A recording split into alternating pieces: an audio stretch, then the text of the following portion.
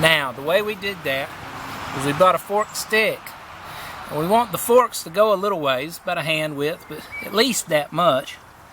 Because what we're going to do is we're going to rest the basket on top of here. And as you can see, I've cut this twig with a tiny little notch. You don't want like a hook, but you want that little bump there. And we set that here. The weight of the basket, you can use this for a deadfall too if you put it right on the edge. Goes around, and then we have made a 90-degree angle in the base of this thing so that this little notch on the side fits right here, and the weight of the basket holds it just as it would a figure 4 trap. If I could, it's a lot easier with the basket actually. Training on me too. There. And all we've done is we've broken the stick down here. You can see where it's barely hanging. We've just broken it. And anything that comes and touches bait on that trap is going to sling that like a catapult. So, let's make one. Got me a twig. It's a twig. It's green, that's important. They'll last a little while once you've broken it, but it's better to start with green. So I'm going to move this to the side. We're going to take this. We've gotten this notch up here because we want that bump I was telling you about. So the straighter stick is this one.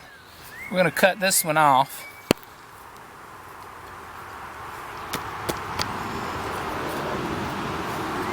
A baton would be nice. Use this. There we go. We just want a little bump, and we don't even want a lot down here either, so let's get that off too. There we go. So there's a little bit of a hook there. I don't want it to be a hook, I want it to be a bump.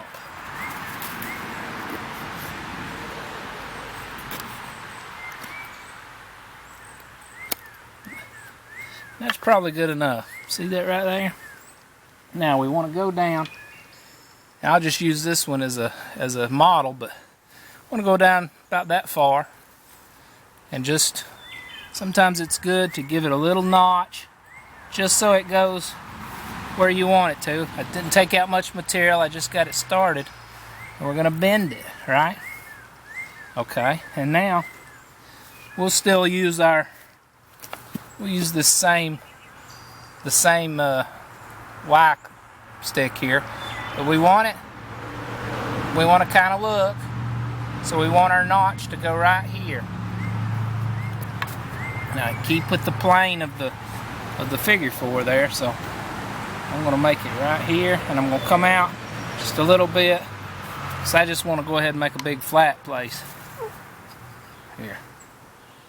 You don't want to cut in too far, or you'll mess up your stick, because it's pretty thin there. But you do want those angles to be 90 degrees. You want them to be steep angles, because that's where it's going to lock on to your Y stick.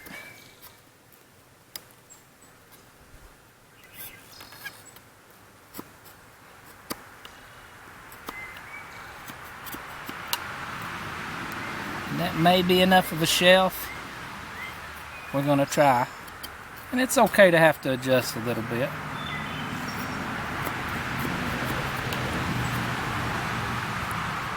Okay, so you can see what we've done there. We've done that. Now, let's see if we can't set it up.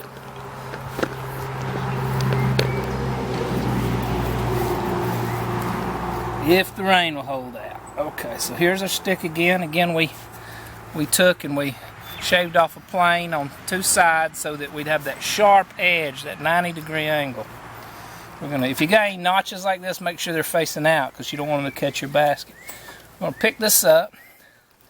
We're going to put our new piece in so that that little knot, see that little knot, is kind of caught up underneath our first rung.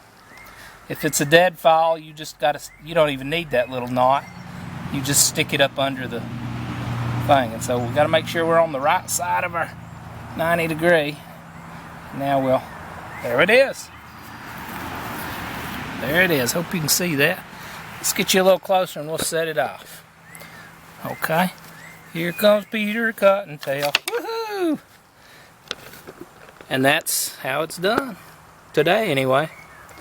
I've gotten into these deadfall and bird trap triggers, and it's kind of been fun improvising a little bit. I have not seen this exact trigger, but I've seen variants of it. I've seen where people have one stick and they fold it into a figure 4, and that's really cool.